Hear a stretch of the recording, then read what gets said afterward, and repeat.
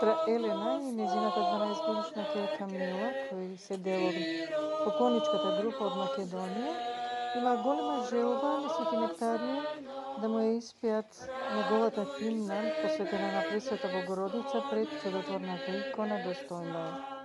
Таа желба е да во овој момент ни се остварува на радост на сите и нека е за здравје и спасение и за услишување на нивните потреби и молитви упатени кон Свети Нектарија Егински.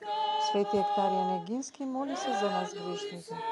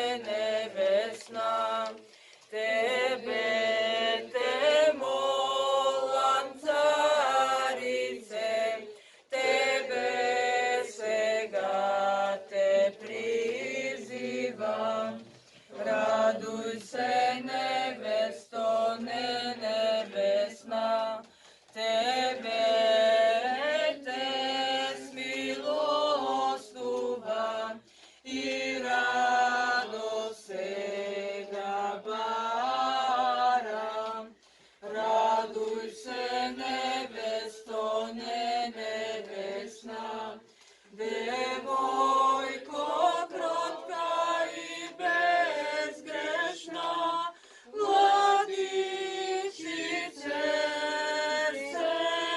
sveta, raduj se nevesto nevesna, tebe hramu duhovem, gora do te prehoduva.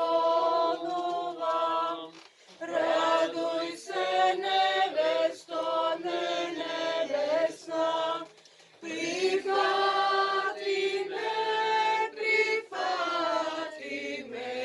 od dušmanov izbavi me. Raduj se nevesto nebesna, i na život